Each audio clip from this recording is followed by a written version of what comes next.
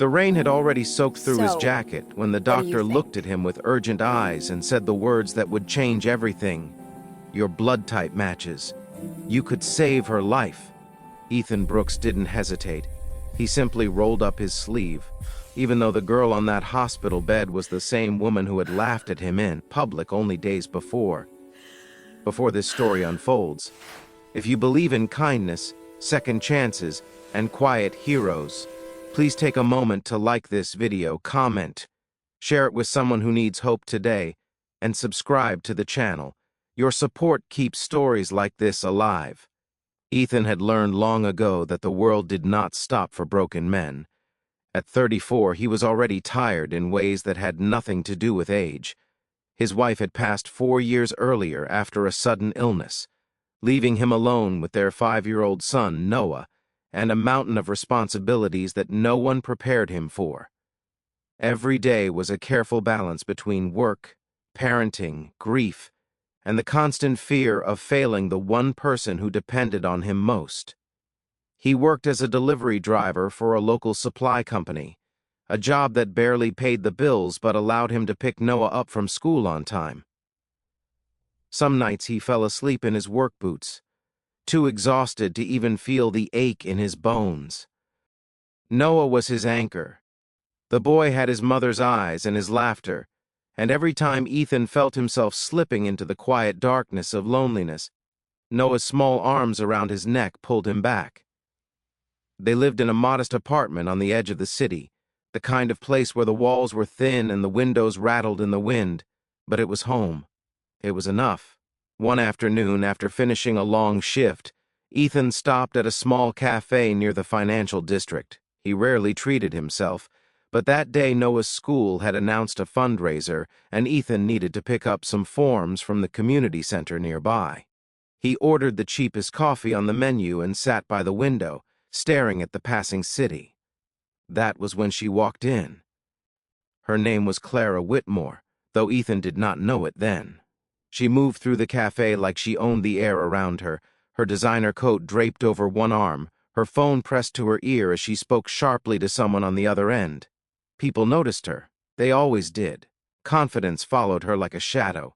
When Ethan accidentally bumped her chair while standing, coffee splashed dangerously close to her sleeve.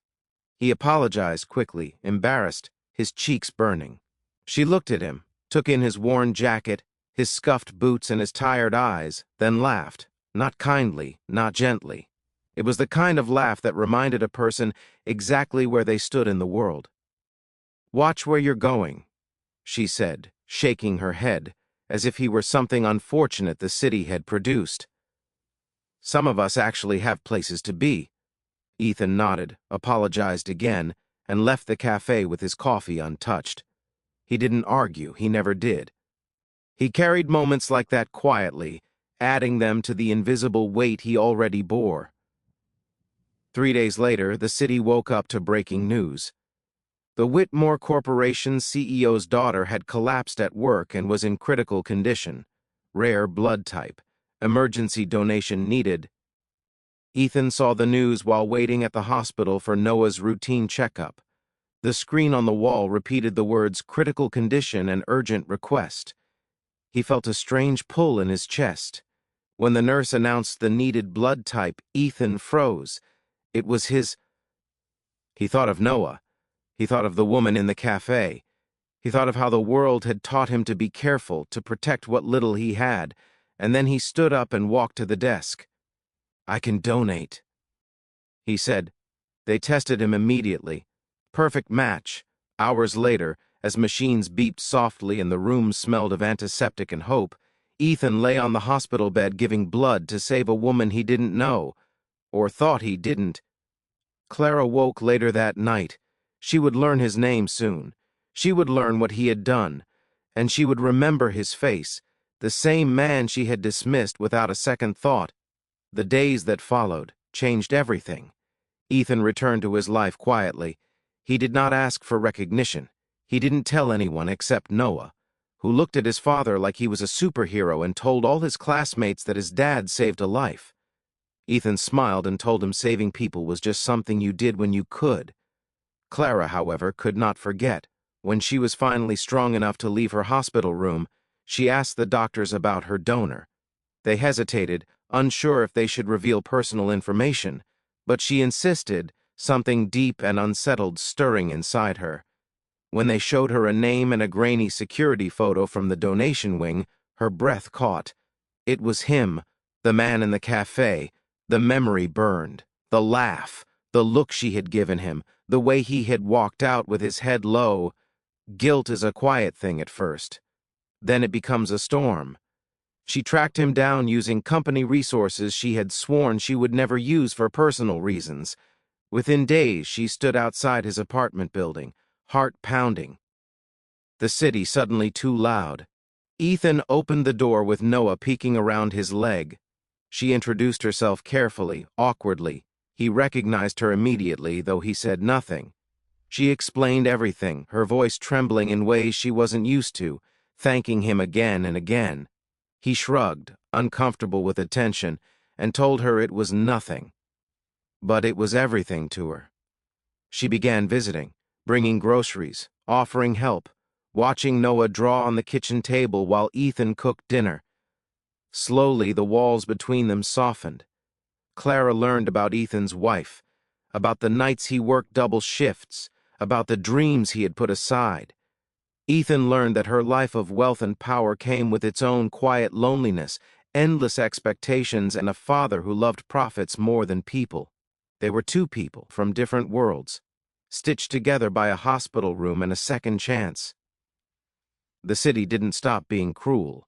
Ethan still struggled, bills piled up, his company downsized, and his job disappeared.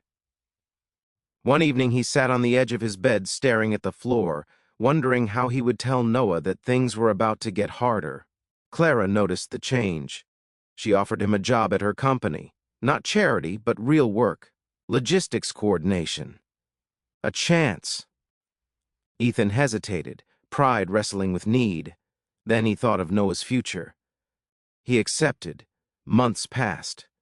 Ethan learned quickly. He rose early. He stayed late. He earned every step for Ard.